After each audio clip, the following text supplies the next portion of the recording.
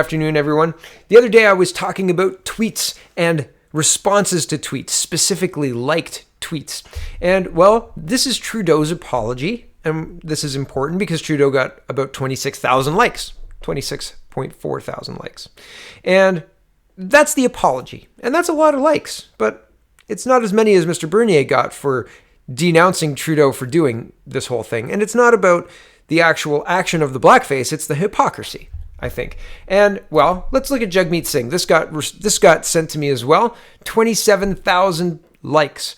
And Jagmeet Singh's tweet, I'm not going to read it out. It doesn't really matter. This is in response to Trudeau, and this is the one where he's saying it's about every young person mocked for the color of their skin. To you, I say, you are loved, right? So that one got 27,000 likes. Mr. Bernier had 32,000, almost 33,000. I thought I saw it over 33, but I could be wrong. 33,000 likes on his denunciation. I'm not going to accuse Justin Trudeau of being racist, but he's the biggest hypocrite in the country, was his. So 30,000 likes for Maxime Bernier, 27 likes for Jagmeet Singh, 26,000 likes for Trudeau's apology. Andrew Scheer got 4,000 likes.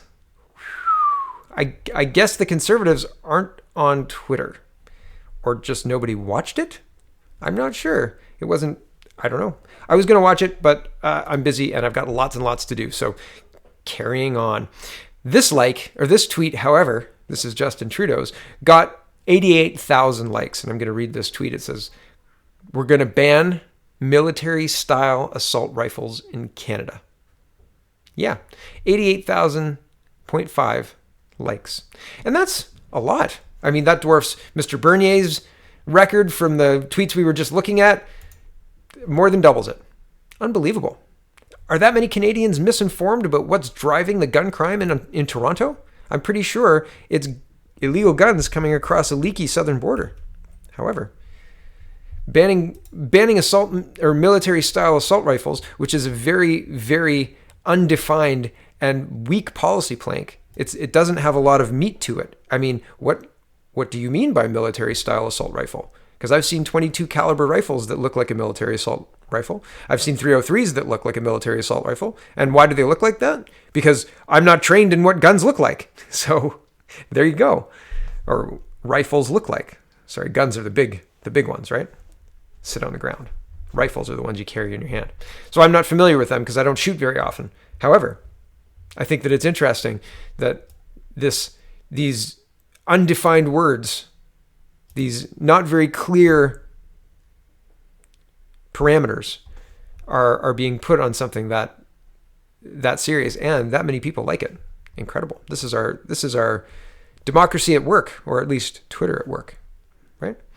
Miss Freeland, Chrystia Freeland, is tweeting about the same.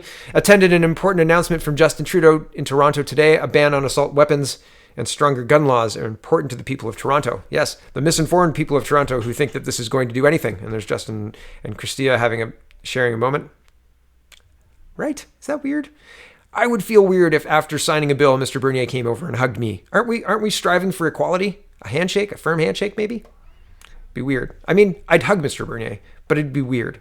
Okay, so Miss Freeland got 802 likes for that. 802? 802? I mean, 88,000 people like this one. Why only 802 like this one? Weird. It seems strange to me. Changing gears a little bit. Here is, the other day I was reading a story, and the author of the story said in the story, I've been studying blackface in Canada for 10 years. And that struck me as funny, right? Yahtzee, how could you, I can't believe that paid off, spending that much time studying that tightly niche subject. Woo, did you know that the scandal was going to come, or did you just bet on it? It's very interesting, right? Like that, you would think that's exactly made for it, or it's a little too good to be true. I mean, if somebody's studying humanity and one aspect of the humanities that they're studying focuses on blackface, I think that's an even more interesting story than the throwaway line, I've been studying blackface for 10 years. How? Why? What were you planning on doing with it? I don't understand, because without this scandal, it's nothing, right? And so this seems a little too good to be true as well. It just started to reek to me. So here's Laurie Goldstein, and he's tweeting, former senior advisor to Foreign Affairs Minister Chrystia Freeland's policy team rips rips party over racial insensitivity in Trudeau's government ranks. So this is an insider saying, yeah, they're totally racist. I experienced the racism. I stopped reading when it started to smell too good to be true. Too much like the guy's telling the reporter exactly what they want to hear instead of what they experienced. And that's, I mean, what's that worth, right? You might as well just go down, open Medium, and type what you said, what you think, or what you want others to think you think. Here's the CBC News article. Former Liberal advisor rips party over racial insensitivity in government ranks. A former advisor in the Liberal government said he wasn't surprised by photos of Justin Trudeau in blackface makeup because he encountered racially insensitive behavior while working in the upper ranks of his government. Omar Aziz said the photos of Trudeau are a piece with behavior he saw while working on Parliament Hill with Foreign Affairs Minister Chrystia Freeland's policy team. According to his LinkedIn profile, Aziz held the job for 7 months. He quit in 2018. Sometimes a slip of the tongue is not just a slip of the tongue, it's a slip of the mask, he said in an interview with CBC Radio's The House, airing today. I basically had to leave my dream job because of racist prejudices that went unacknowledged. Aziz said that while he worked in the department, he heard staffers referring to certain communities as, quote, ethnic vote banks.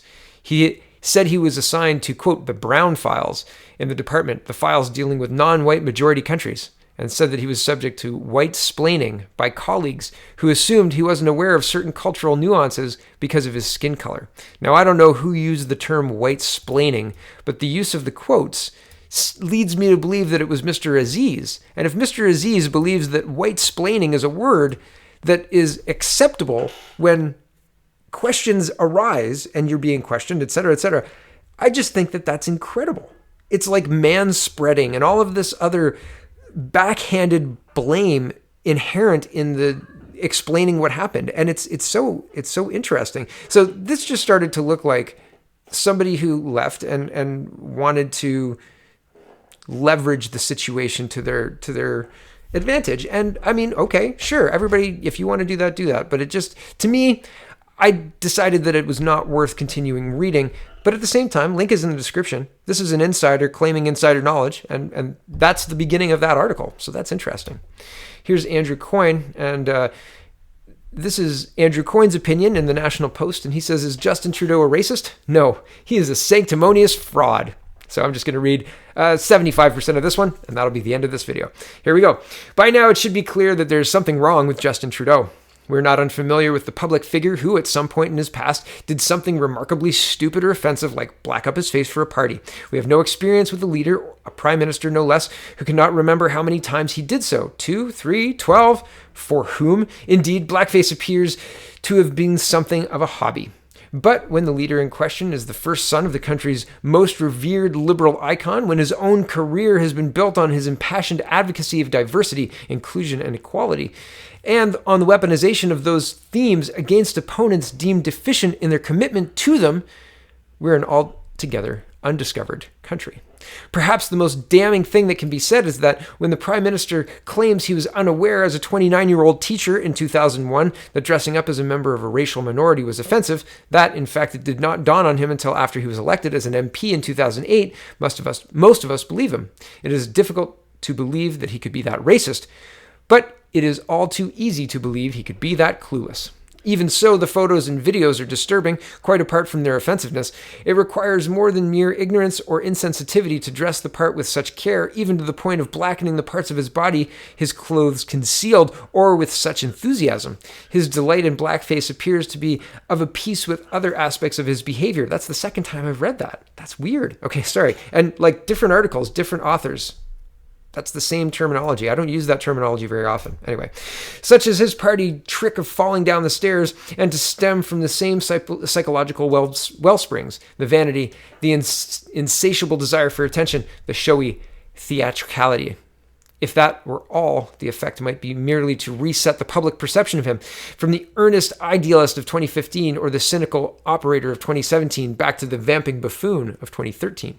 The ingredients of a public rehabilitation campaign are already falling into place as dutifully rehearsed members of his caucus and cabinet. Yes, his behavior was disappointing, but his apologies were sincere and his record on racial matters is positive. On social media, surrogates have been taking up the cause. What does it matter if he was a racist in the past so long as his as he's anti-racist in the present? Why single him out for racist acts when the whole of society is racist? Trudeau himself played into this sentiment in the next day press conference in Winnipeg. Coming from a place of privilege, he ruefully acknowledged has given him a massive blind spot. It was classic Trudeau. The melody may be one of contrition, but the words are all deflection. The failing was not personal or individual, he implied, a product of his own narcissism and staggering incuriousness. Rather, the fault lay with the privilege that had blinded him, and presumably others of his class and race, a few of whom would even think of dressing in blackface. And thus, to an extent, homily on the lessons we must all learn, the work we must all do, and that he pledged to lead to defeat the scourge of racism. Nearby members of public broke into spontaneous applause. If you thought this affair meant an end to the Trudeau brand of conspicuous moral preening, if you thought the rank hypocrisy of lecturing his opponents for their sins against tolerance, even as he was concealing much worse in his past, would deter or even shame him, think again. He seems merely to have exchanged one hypocrisy for another, asking meekly for the forgiveness he has been so unwilling to extend to others. Right. And as I've said, he has expelled other people for less. So quite interesting to see the responses. There's more, and I was going to do a second video, but I don't have any time. So I'm heading down to the ANAF for a meet and greet and a campaign kickoff. So I hope to see you there. And if I do, wonderful. And if I don't, well, it's after 4:30 and everybody's gone. So sorry about that. So have a wonderful day. I hope you vote on October 21st. And thank you for watching. I got that all out of place. Sorry about that.